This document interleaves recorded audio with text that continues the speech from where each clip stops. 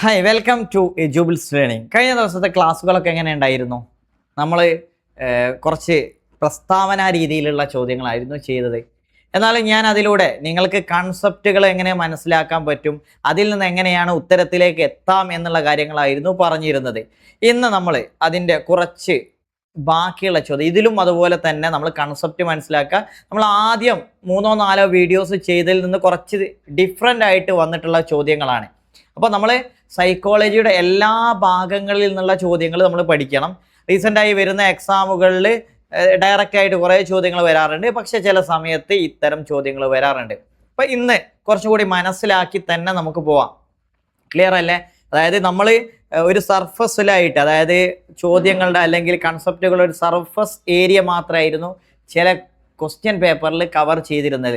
എന്നാൽ അതിൻ്റെ കുറച്ചുകൂടി ഡെപ്തിലേക്ക് ഇറങ്ങിയിട്ടുള്ള ചോദ്യങ്ങൾ അത് ചെയ്യാൻ നമുക്ക് സാധിക്കണം. എന്നാൽ മാത്രമേ ഇങ്ങനെ ഓരോ ദിവസവും നമ്മൾ റിവൈസ് ചെയ്യുന്നത് കൊണ്ട് നിങ്ങൾക്ക് എന്തെങ്കിലുമൊക്കെ കിട്ടൂ. ക്ലിയർ അല്ലേ? അതുപോലെ തന്നെ ചില കോഡുകളൊക്കെ ഞാൻ പറഞ്ഞു തരുന്നുണ്ട്, എക്സാമിന് ഓർത്തിരിക്കാനുള്ള കോഡുകൾ. അത് പലപ്പോഴും നമ്മൾ കോഡ് പഠിക്കണമെന്ന് വെച്ചാൽ കോഡ് പഠിക്കണം, കോഡ് മാത്രം പഠിക്കരുത്. കാരണം കൺസെപ്റ്റ് മനസ്സിലാവാതെ നിങ്ങൾ കോഡ് പഠിച്ചിട്ട് ഒരു കാര്യമില്ല. അപ്പോൾ ആദ്യം കൺസെപ്റ്റ് മനസ്സിലാക്കുക, പിന്നെ അതനുസരിച്ച് കോഡുകൾ അത് ഓർത്തിരിക്കാൻ. കാരണം നമ്മൾ സൈക്കോളജിയിൽ തന്നെ ലേണിങ്ങുമായി ബന്ധപ്പെട്ട് പഠിക്കുന്നതിൽ ഇങ്ങനെയുള്ള കുറേ ടെക്നിക്കുകൾ പഠിക്കുന്നുണ്ട്. അത് നമ്മളുടെ പഠനം എളുപ്പമാക്കാൻ സഹായിക്കും. അതുകൊണ്ടാണല്ലോ നമ്മൾ അങ്ങനെയുള്ള കോഡുകളൊക്കെ പഠിക്കുന്നത്. അപ്പം നമ്മളുടെ പഠനത്തിലും അതുണ്ടായിരിക്കണം. ഓക്കെ, ഏതായാലും എക്സാമിനോടനുബന്ധിച്ച് ഓരോ ദിവസം കഴിയും തോറും നിങ്ങൾ ഒരുപാട് മുന്നേറിയിട്ടുണ്ട്. എങ്കിലും ഇനിയുള്ള ദിവസങ്ങൾ വളരെ ശ്രദ്ധയോടെ പഠിക്കുക എന്നുള്ളതാണ്. നമ്മൾ ഓരോ ദിവസവും എണ്ണുമ്പോൾ ആ ദിവസം ഇന്ന് രാത്രി നിങ്ങൾ ആലോചിക്കുക, ഇന്ന് നമ്മൾ എന്തൊക്കെ പഠിച്ചു, ഏതൊക്കെ ഭാഗങ്ങൾ കവർ ചെയ്തു എന്ന് നിങ്ങൾ ഓരോ ദിവസവും ഒരു നോട്ടിലോ അല്ലെങ്കിൽ നിങ്ങളുടെ ഒരു ഡയറിയിലോ ഒന്ന് എഴുതി നോക്കൂ. അങ്ങനെയാണെങ്കിൽ നിങ്ങൾ ഒരാഴ്ച നിങ്ങൾ പഠിച്ചു തീർത്ത കാര്യങ്ങൾ കൃത്യമായിട്ട് മനസ്സിലാക്കും.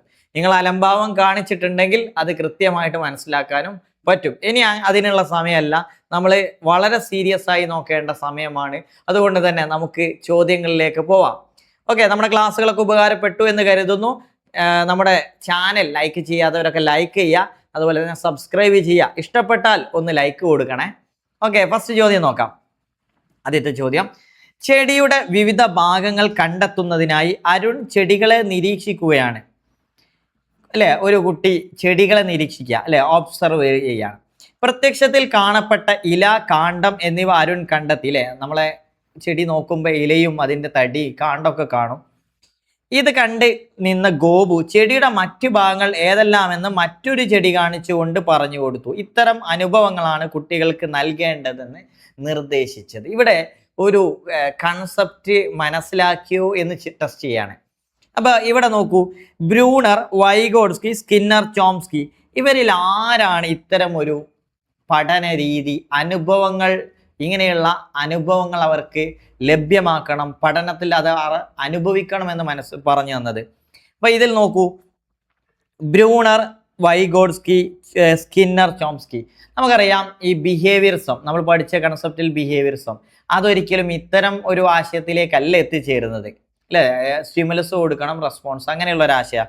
എന്നാൽ അതിപ്പോൾ സ്കിന്നറെ നമുക്ക് ഒഴിവാക്കാം. സ്കിന്നർ എന്തല്ല, ബിഹേവിയറിസ്റ്റ് അല്ലേ, അപ്പോൾ അത് ഒഴിവാക്കാം. ഇവിടെ നോക്കി എന്താ സംഭവിക്കുന്നത്? ഒരു കുട്ടി മനസ്സിലാക്കുന്നു, അപ്പോൾ മറ്റൊരു കുട്ടി അവൻ അറിയാത്ത കാര്യങ്ങൾ മറ്റൊരു കുട്ടിയിൽ നിന്ന് അവൻ പഠിക്കുന്നു. അപ്പോൾ സോഷ്യലി ഒരു അറിവ് എന്ന് പറഞ്ഞാൽ സാമൂഹികമായ ചുറ്റുപാടുകളിൽ നിന്നും കൂടി നേടിയെടുക്കുന്നതാണ്.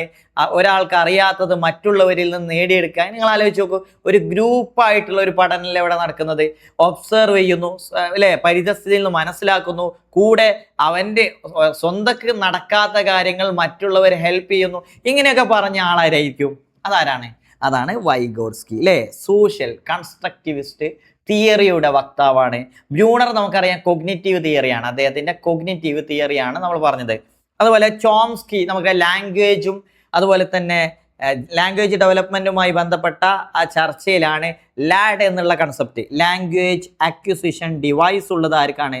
ചോംസ്കിയാണ്. അപ്പോൾ ഇവിടുത്തെ ആൻസർ വൈഗോഡ്സ്കിയാണ്. നിങ്ങൾക്കറിയാം വൈഗോഡ്സ്കിയുടെ പ്രധാനപ്പെട്ട കൺസെപ്റ്റുകൾ പഠിച്ചാൽ തന്നെ നമുക്കറിയാം സോഷ്യൽ കൺസ്ട്രക്റ്റിവിസ്റ്റ് തിയറി, അല്ലേ, സാമൂഹിക, അല്ലേ, എന്താണ് ഈ ഒരു തിയറി വളരെ ഇമ്പോർട്ടൻ്റ് ആയ കാര്യമാണ്. മാത്രമല്ല അദ്ദേഹത്തിൻ്റെ ഗ്രൂപ്പ് ലേണിംഗ്, ഇവിടെ പല കാര്യങ്ങളും ഉപയോഗിച്ചിട്ടുണ്ട്. ഗ്രൂപ്പ് ലേണിംഗ്, സോഷ്യൽ കൺസ്ട്രക്റ്റിവിസത്തിൻ്റെ അതുപോലെ തന്നെ മറ്റൊന്നാണ് ഗ്രൂപ്പ് ലേണിംഗ് എന്ന് പറയുന്നത്. അതുപോലെ കൊളാബറേറ്റീവ് ലേണിംഗ്, കുട്ടികൾ കൊളാബറേറ്റീവായിട്ട് ഗ്രൂപ്പായിട്ട് പഠിക്കുന്നു.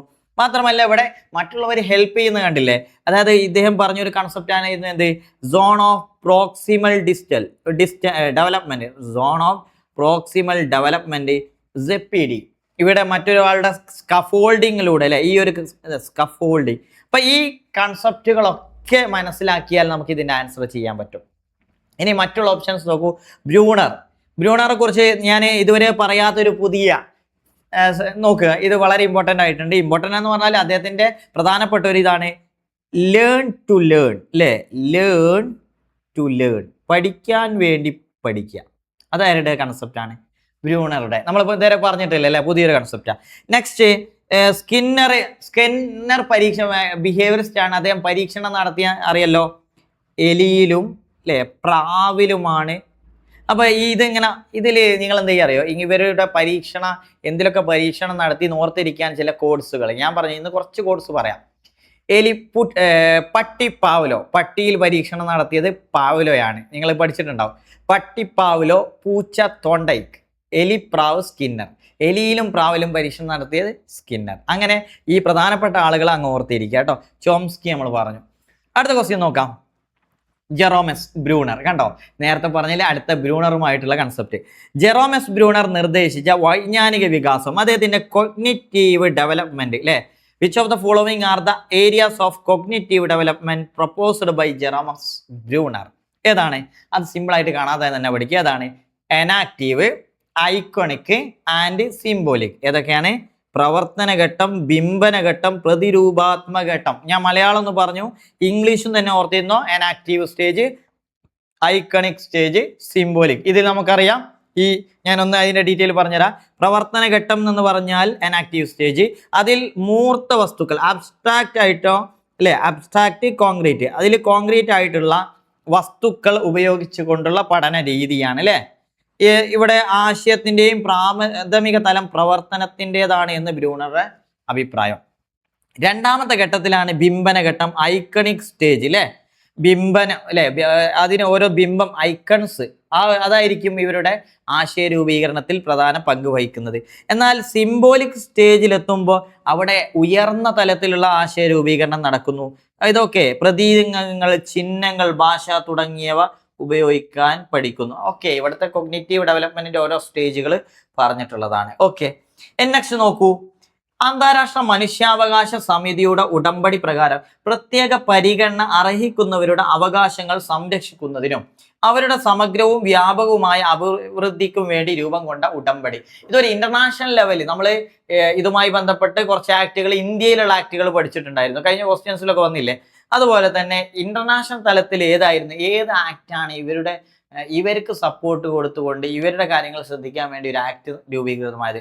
Persons with disabilities act, United Nations education service for disability, United Nation convention on rights of person with disability, United Nation international convention on education for disable.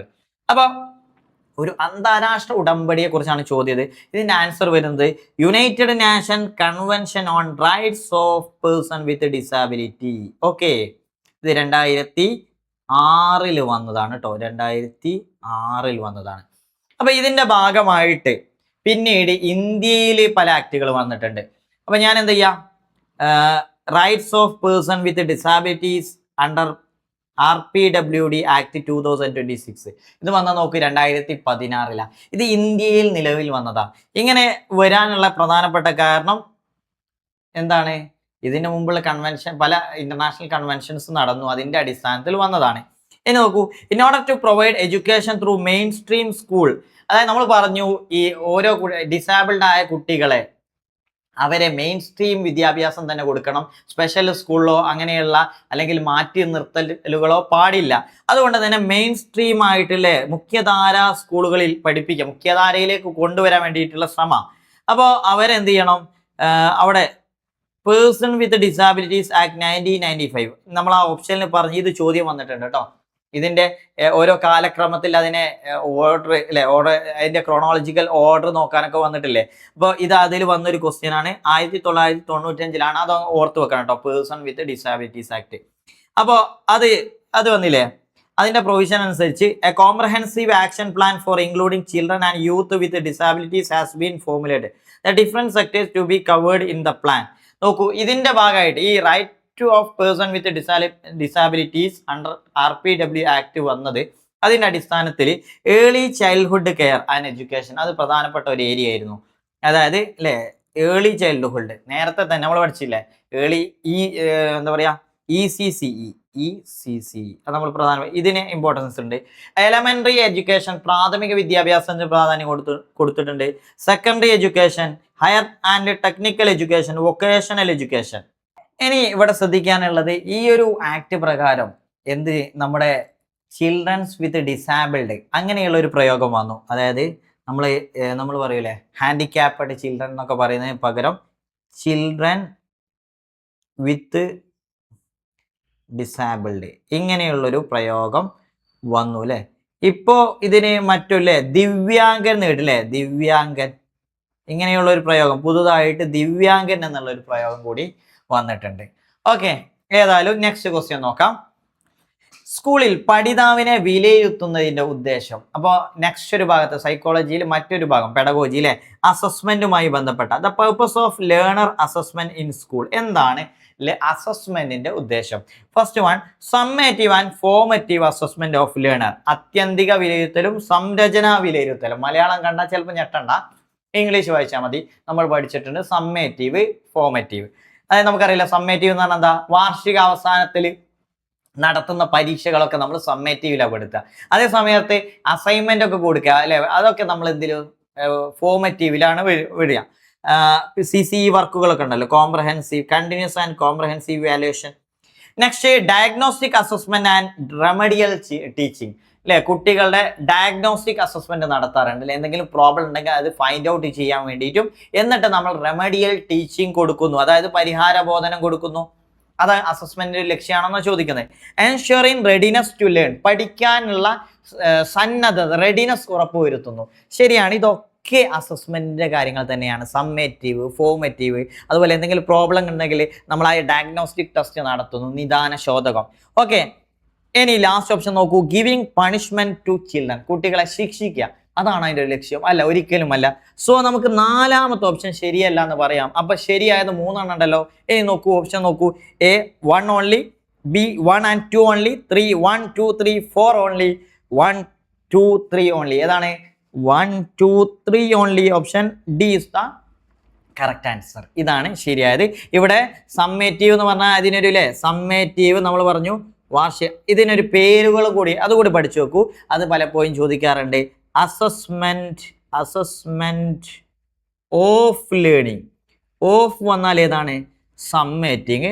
ഇനി formative assessment for learning ആണെങ്കിൽ എന്ത് വരും, അത് formative വരും. അതുപോലെ പഠനം തന്നെ വിലയിരുത്തൽ, അങ്ങനെ ഒരു ഇതുണ്ട് അല്ലെ, അസസ്മെന്റ് ആസ് ലേണിംഗ് അല്ലെ, assessment for learning, assessment as learning എന്ന് പറയുന്നത്. ഓക്കെ, ഇനി നെക്സ്റ്റ് ഒരു ക്വസ്റ്റ്യൻ നോക്കൂ.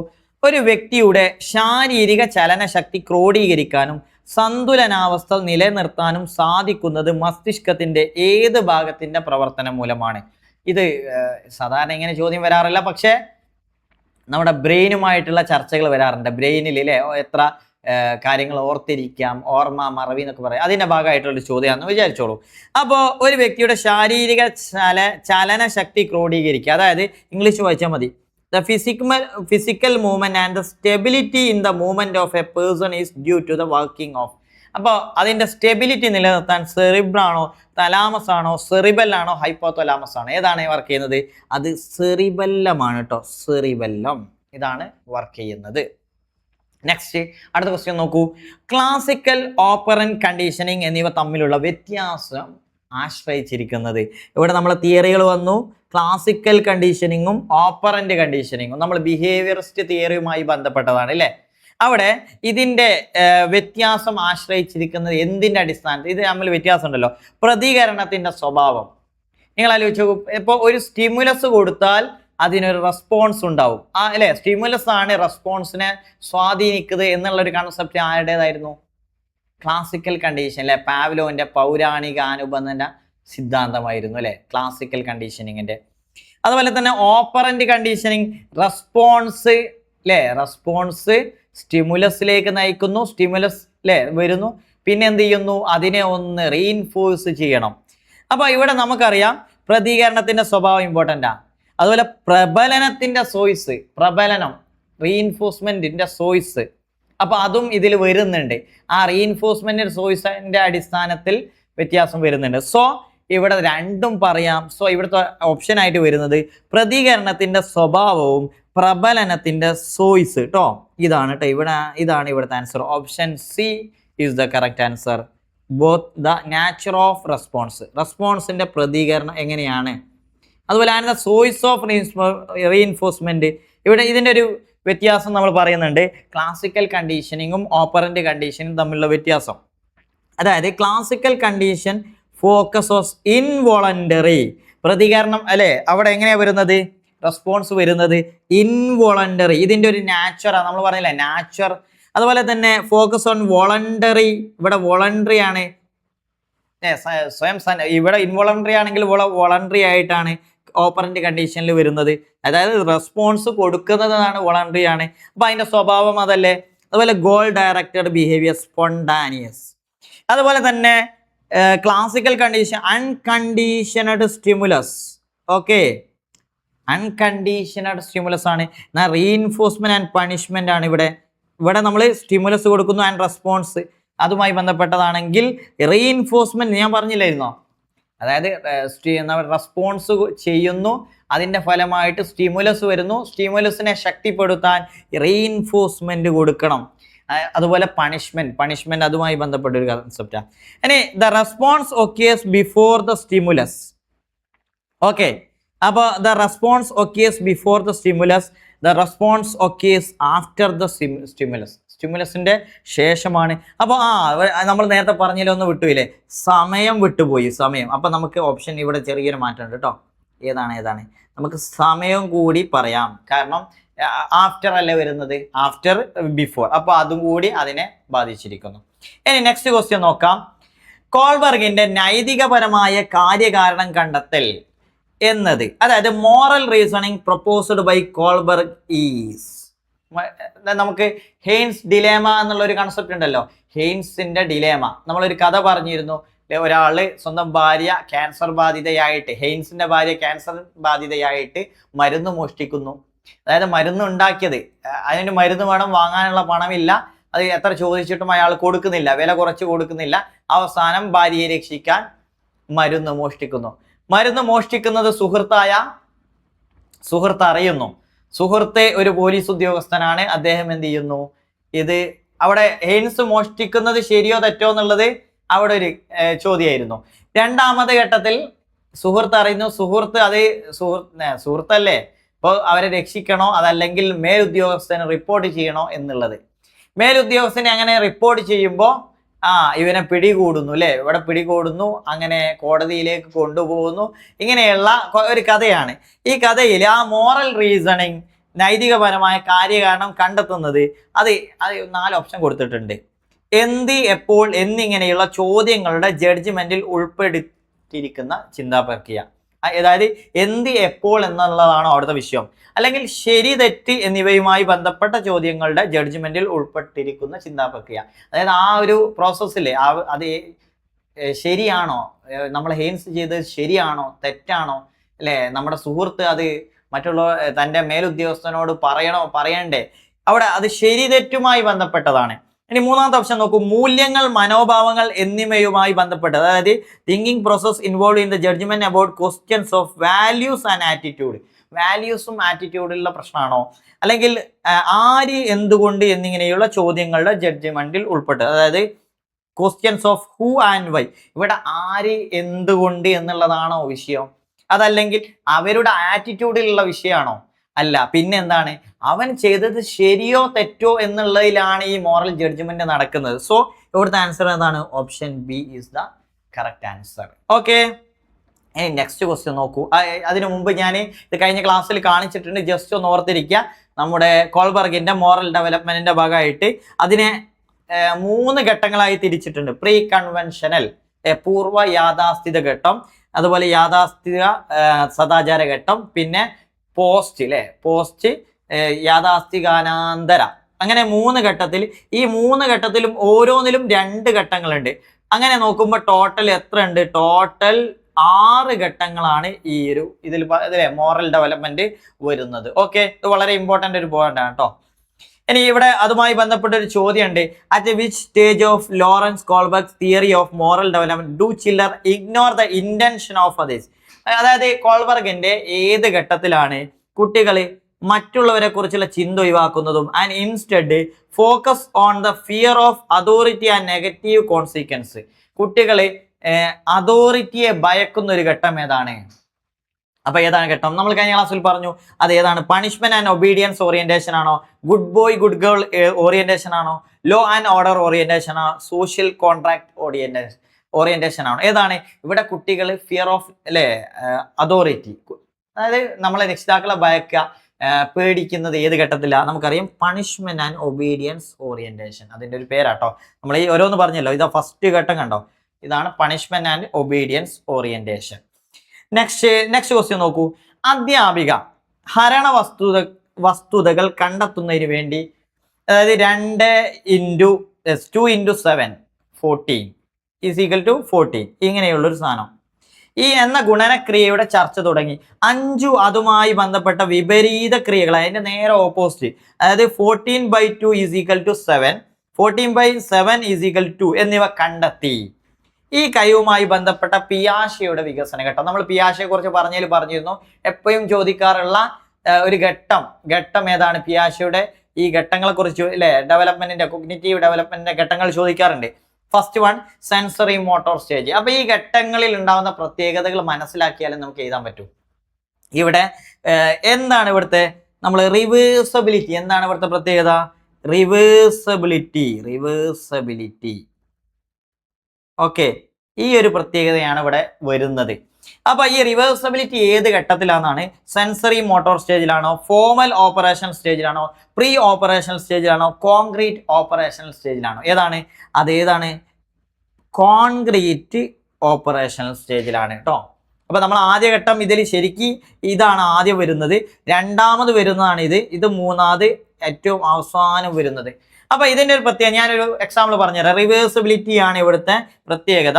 അതായത് A+B = C എന്നതിന്റെ ഓപ്പോസിറ്റ് ആണ് C - B, അല്ലേ? Minus = A.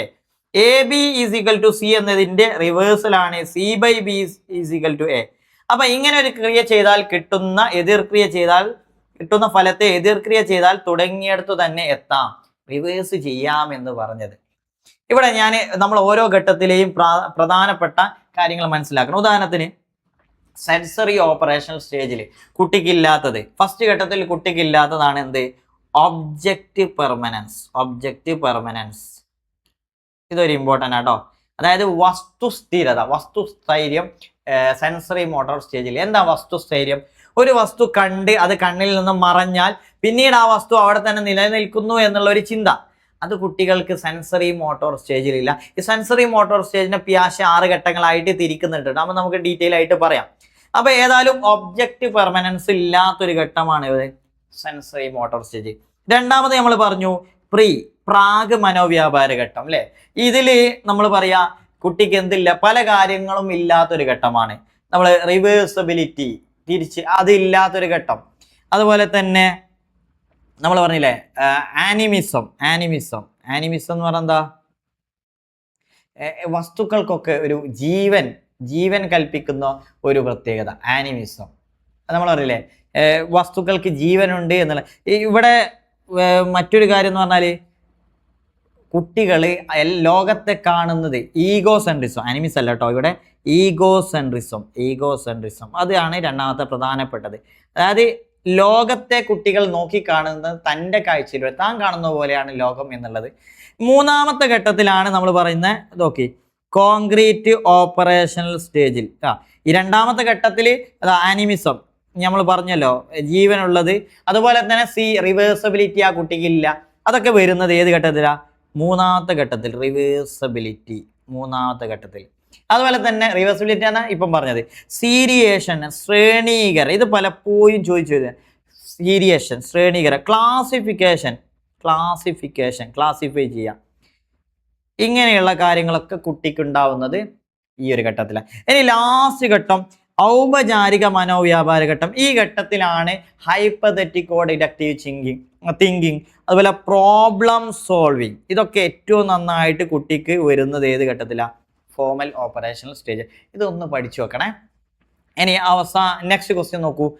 ബുദ്ധി നിലവാരം IQ കൂടിയിരിക്കുന്നത് എപ്പോഴാണ്? ബുദ്ധി നിലവാരം IQയെ കുറിച്ച് പറയുമ്പോൾ നമുക്കറിയാം IQ അളക്കുന്ന ഒരു മെത്തേഡ് എന്തായിരുന്നു? അത് MA അല്ലേ, മെന്റൽ ഏജ് എന്ന് പറയാം. MA എന്ന് പറഞ്ഞാൽ മെന്റൽ ഏജ്. അതുപോലെ തന്നെ CA ക്രോണോളജിക്കൽ ഏജ്, കാലിക വയസ്സ്. ഇതിന്റെ പേരാണ് കാലിക വയസ്സ്. ഇൻറ്റു 100. ഇത് ചെയ്താൽ എന്ത് കിട്ടും? IQ കിട്ടും എന്നുള്ളതാണ്. ഇനി ഇവിടുത്തെ ചോദ്യം എപ്പോഴാണ് IQ കൂടിയിരിക്കുന്നത്? അപ്പോൾ വളരെ ഇമ്പോർട്ടൻ്റ് ആയ ഒരു സാധനം. നമുക്ക് IQ ഒരാളുടെ വയസ്സ് 10 വയസ്സാണെന്ന് വിചാരിക്കുക. അയാൾക്ക് 5 വയസ്സുള്ള കുട്ടിയുടെ മാനസികാവസ്ഥയാണെങ്കിൽ അവൻ IQ കൂടുതലാണോ കുറവാണോ? അങ്ങനെ നിങ്ങളൊന്ന് ആലോചിച്ച് നോക്കൂ.